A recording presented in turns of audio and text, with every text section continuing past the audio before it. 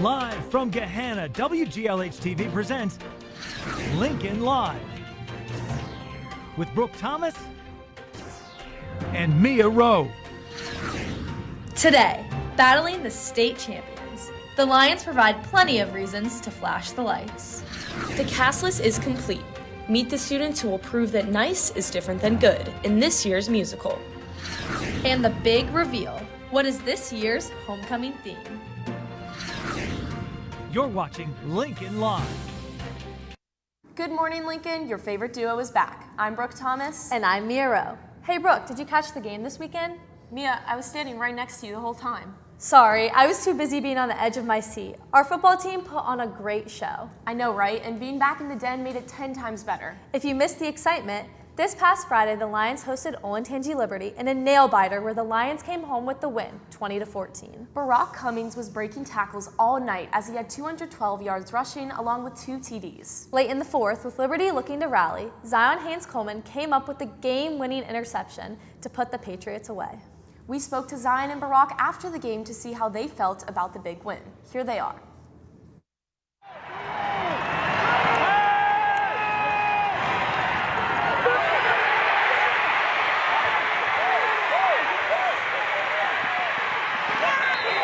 It was amazing. It was a surreal moment. I saw it in my hands, started running. I got tired, and I dropped. After the first touchdown, the lights went off. I felt like I just could do it again, and I felt very good. It was exciting, first time doing it. Thanks. The Lions will travel to Olentangy Orange this Friday and will look to make it 3 wins in a row. Moving on to the cross-country teams, the boys are now halfway through the regular season. This weekend, they race in the McGowan Invitational at Watkins Memorial, with Lions placing 14th in the varsity race and 8th in the open race.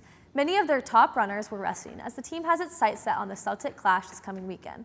Over 20 runners set a personal best at this meet. We spoke with Cotrain Bosler about his performance. I think individually it went well. About a 30-second PR for me, definitely a lot faster than last week coming off of injury. And I think as a team we did good. We really raced well, stuck together, saw a lot of people coming off of injury doing really well, and I'm excited for what we're going to do in the rest of the season. We want to salute the 5 newest members of the Gahanna-Lincoln Athletic Hall of Fame. The class of 2025 was honored at a dinner on Thursday and recognized again during Friday night's football game. This year's inductees include All-State softball player Rachel Smith-Gonzalez, Ohio Softball Hall of Fame coach Jim Campy-Campolo, football and baseball standout Andy Ayers, All-Ohio volleyball player Dan Nowak, and 3-sport athlete Brian Hicks from the class of 1978. Congratulations to all of the Hall of Fame inductees. Homecoming is right around the corner. Hey Brooke, have you gotten a dress yet? No, I haven't. What about you? No, I'm waiting for the theme to be announced to decide what dress to wear. There were so many great theme options, I can't wait to know what it is. Well, lucky for us, our student council put together a TikTok to announce it, and they have more details about the dance. Here they are.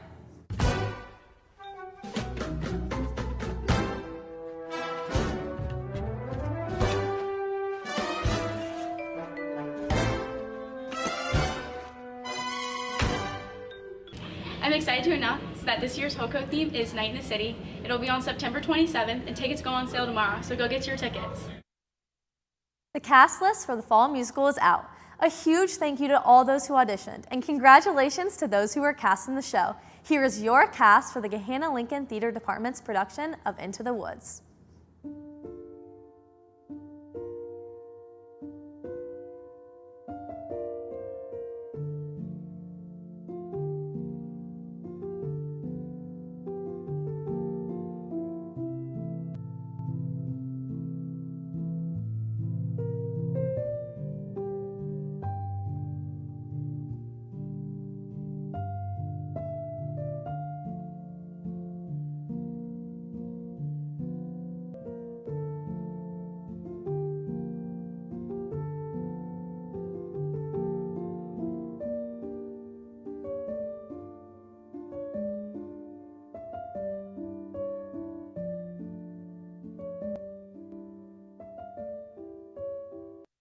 Again, a huge congratulations to all of those casts. Yes. Fun fact, Mia, did you know that the average person says about 16,000 words a day? Really? Well, Landon hit that number before second period. Sometimes I wonder if he realizes this program is called Lincoln Live and not Landon Live. Anyways, here he is. I don't know, guys. Landon Live sounds pretty catchy. Whatever, Landon. With fall coming up, the beehives are back in season. The Beekeeping Club is holding an interest meeting today after school in H195, where they will discuss how this year will go, as well as determine future meeting dates. Students will be visiting the hives, learning all about keeping bees and selling honey. We spoke with advisor Mrs. Palmer to learn more about this club. So today we're having a beekeeping club interest meeting, and during beekeeping club we keep bees, and we have 2 hives over at the church across the street, and so we go out and we check on them about once a week when the weather is warm in the fall and then the spring, and then during the winter we'll learn about pollinators and why they are important to the ecosystem. We'll collect honey and we'll sell it. Mrs. Palmer's biology class recently did a lab on homeostasis, which is a process of keeping the body's internal conditions stable and balanced. The class did a bunch of different experiments, including dunking their hand in ice water to observe the body's stress response, demonstrating how the body works to maintain internal stability. Wow, maybe Bill Nye was right. Science is cool. National Honor Society is kicking off a new initiative this school year with themed service months. September's theme is Cans for a Cause, focused on hunger relief. This morning marked the start of their food drive in partnership with GRIN, Gahanna Residents in Need. Students and staff are encouraged to participate in the drive and help support families in our community who are facing food insecurity. Here's Donation Drive Manager Ava Miller with the details on how you can participate. So today kicks off our September GRIN food drive. We'll be collecting cans and non-perishables all throughout September. If you're a member of NHS, make sure that you check your cans and goods in with Mrs. Gleek in the library. If you're not a member of NHS, you can still bring in your cans and it will help support GRIN. Thanks, Ava. Well, Lincoln, that's all the news I have for you today. Sending it back to the people who love to hear me talk. That's definitely not true. The start of the school year can be overwhelming, especially as quizzes and tests start to pick up. From staying organized to spaced out repetition, it's crucial to learn early what academic strategies work for you. Our Sage Fogel takes a look into what makes a strong start to the school year and the psychology behind why certain methods can set you up for success all year long. The start of the year can be exciting and slow at times, but as classes pick up, it's important to outline your hopes and plans for the year ahead. What psychologists have found is that setting goals can be highly motivating, and especially if you work towards those goals on a consistent basis. And so, maybe you set a goal to study every night, and I'm a big fan of process goals rather than, outcome goals. An outcome goal is like I want to, 95% in my class, right? But a process goal is how do you get there? And that might be daily studying, that might be making sure that you do all the practice homework and then check the answers and resist the temptation to use like the AI. Start with the end in mind. So if you have a goal, start with that in mind and make sure that you're checking in with yourself and seeing where you're at with that progress. Another thing is to tell your friends and your family about your goals so they can help hold you accountable. I think it's important to set goals and have a plan for what you need to get done because then you can stay on task. I also like to make lists and use a planner that way I can cross things off physically because that's really satisfying. Goals give you direction, but to reach them, it takes more than just setting them. You need to stay engaged with course content both in and outside of class for those goals to actually mean something. Even though we only have class every other day on this block schedule, that's really important for students to look at their course content on an everyday basis. You need to look at your work and you need to study more often than every 2, 3, 4 days.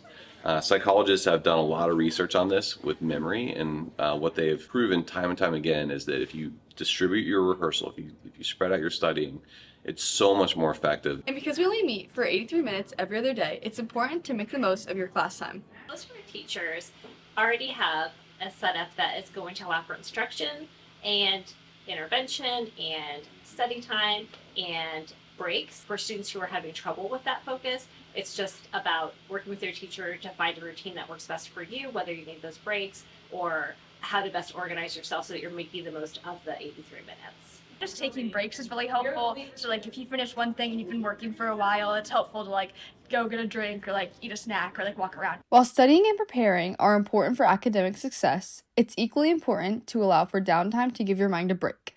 I also think that it's important to give yourself free time and time off, just like unstructured time where you can do other things that you enjoy or that you can hang out with friends in, just so that you don't get too burnt out. So, be sure to be purposeful about how you approach your academic career this school year, but also take time to grow as a person. This is Sage Vogel for Lincoln Live. Well, Lincoln, we survived another show. And for the record, it was 67% preparation, 13% luck, and 20% caffeine. If you're tired of us, tune in tomorrow for some new faces. But before we go, enjoy this performance from the band's Wizard of Oz show last week. Bye.